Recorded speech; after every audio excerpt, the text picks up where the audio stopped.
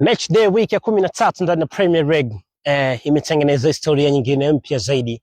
Yes, nimeizungumzia Sunderland na namna ambavyo mimi naifahamu in little bit ni kuhusiana na kile ambacho katika umri mdogo zaidi. Nakumbuka ilikuwa ni msimu mwaka 2007 2008 wa Barclays English Premier League, na huo msimu Roy Keane alikuwa ni moja kati ya coaches wa klabu ya klabu ya Sunderland, ambapo ni game ambayo ilimkutanisha baba na mtoto. Namzungumzia Sir Alex Ferguson pamoja na Roy Keane, na game iliisha kwa Manchester United kuweza kushinda bao 1-0.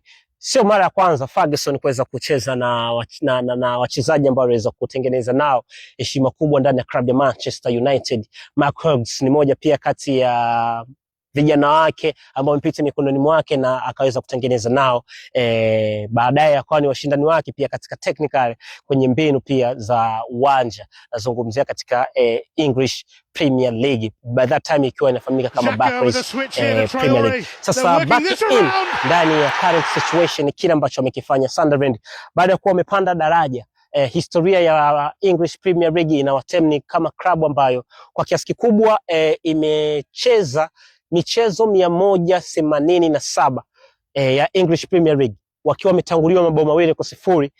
Sunderland hawajawahi kuibuka na ushindi ama kuweza kufanya comeback ambayo mwisho siku iliweza kuwapatia pointi 3, na hii inaonyesha ni kwamba wamecheza michezo 177, kata michezo 177, michezo 10 tu baada ya kutoka nyuma kwa bao 2 ndo walishia mbele, lakini michezo 177 yote waliweza kupoteza. Sasa katika match day week hii ya Premier League, yes, Sunderland wanaandika historia mpya ama wanafuta uteja huo, na baada ya kuwa wamepokea kichapo cha bao 2-0 dhidi ya FC Bournemouth, wanafanya comeback na mwisho siku wanashinda bao 2-3. What a winning! Ni moja kati ya historia kubwa zaidi ndani ya Premier League ambao